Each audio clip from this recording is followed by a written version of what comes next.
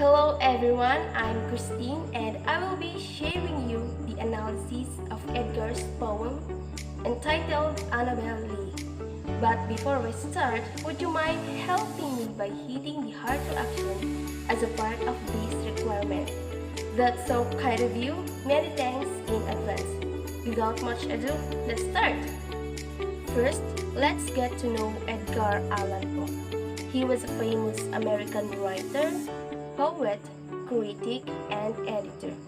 Besides, his best-known works include the poems To Helen, The Raven, and Annabel Lee.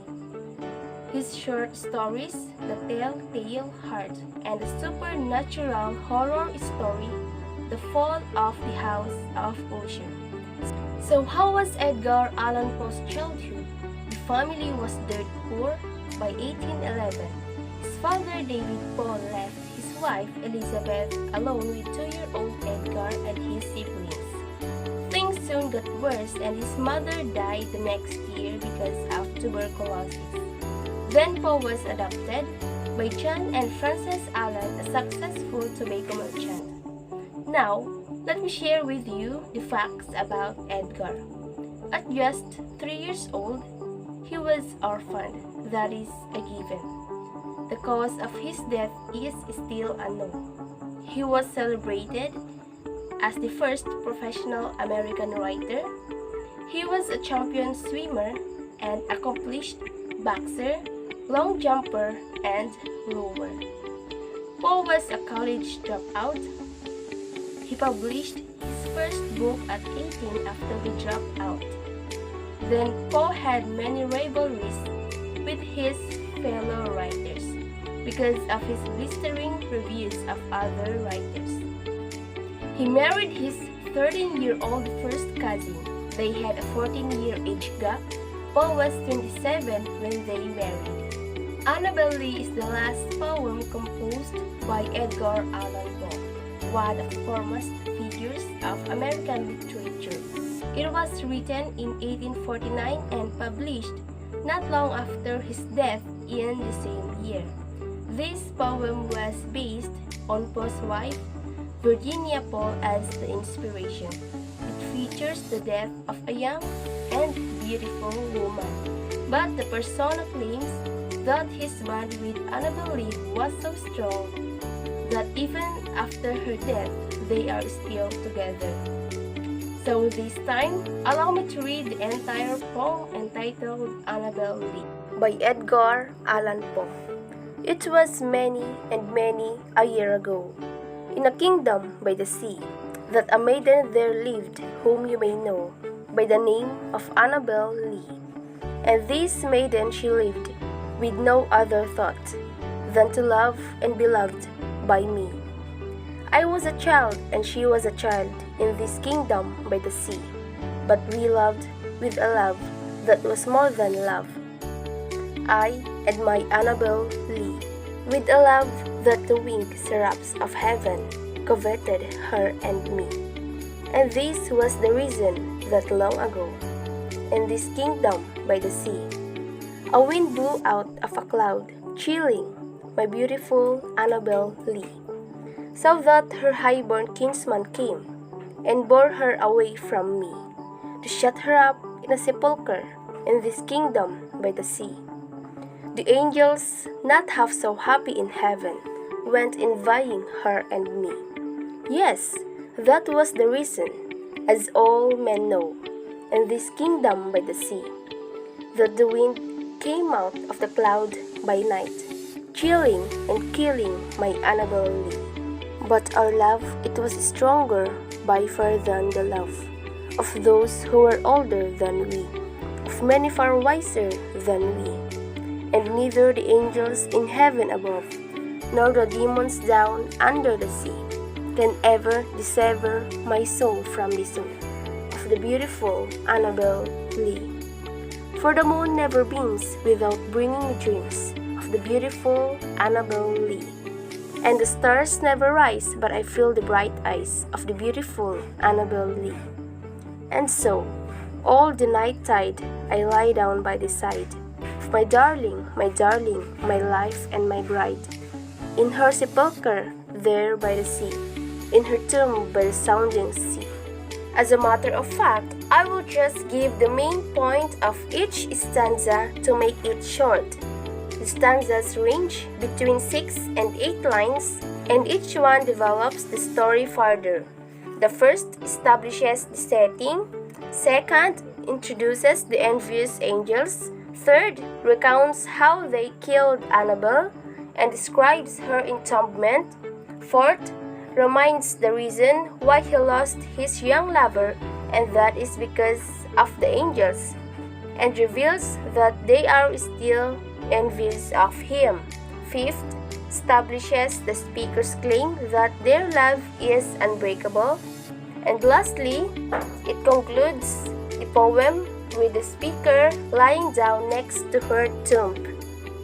Moreover, the form of the poem is referred as a ballad because it generally unfolds through a pattern that alternates between longer lines and shorter lines.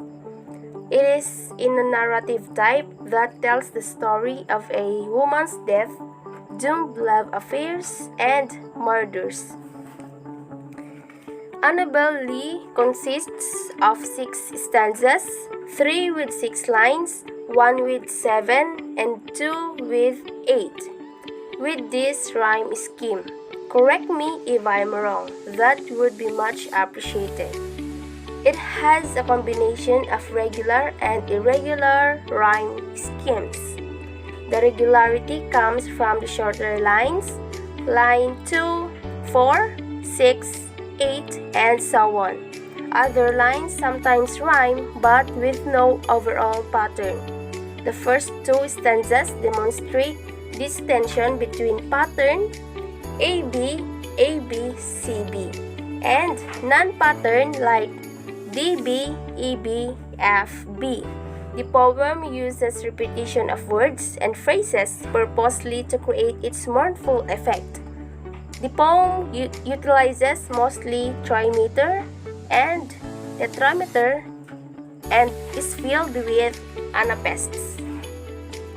Moreover is the literary devices that were used by the author.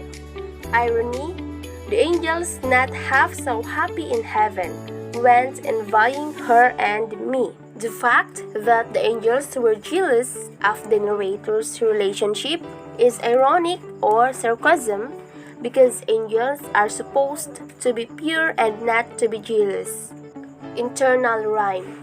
Chilling and killing my Annabel Lee, for the moon never beams without bringing me dreams, and the stars never rise but I feel the bright eyes. And so, all the night tide I lie down by the side. External rhyme.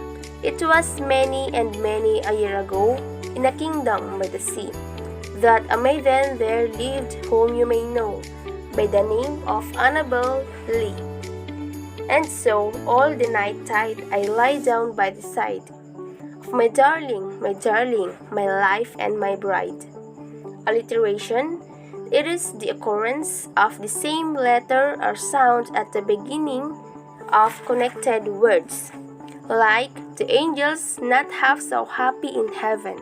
In the 4th stanza, alliteration occurs in the first line, specifically line 21. Here, the H sound is repeated in half so happy in heaven. Assonance, coveted her and me. It features assonance with the repetition of the vowel E. Next is the repetition in this kingdom by the sea and beautiful Annabel Lee. Enjambment. It is the continuation of a sentence from one line to another without terminal punctuation, and each line doesn't have individual meaning, like this one. Symbols or symbolisms. Annabel Lee. She symbolizes the love between them as pure, eternal, not lifetime, and all-conquering. Stars and moon represent Annabel's beauty and speakers eternal love for her. It also symbolizes memories because the moon and the stars exist only to bring back memories of Annabel Lee. Personification: a wind blew out of a cloud, chilling. That the wind came out of the cloud by night. We also have here the theme: true love never dies. Second, nothing can come between true love, for it is forever. Third, true lasting love can occur and last at any age. So this refers to young love. The love between the speaker and Annabel may have been short-lived, but it remains too powerful to be defeated even by death. Lastly, we have love overcomes grief and death. Next is the tone, which is the attitude and feelings of the author towards his subject or his literary piece. Of course, we have happy and romantic on the first two stanzas, lost and angry on third and fourth stanzas, hopeful, peaceful, and content. Though she's dead, nothing can separate their love souls, or their souls rather. That could be seen in last two stanzas. Last element is the mood. It tells the feelings and emotions that were created by the readers after reading the literature. Basically, tone is the author's feeling, while mood refers to readers' feelings. Of course, I was blissful at first, then sympathetic. I'm feeling sorry for their situation. I was heartbroken and sorrowful. That's all. Thank you for listening, hoping that you've learned something to this video. God bless. Thanks be to God.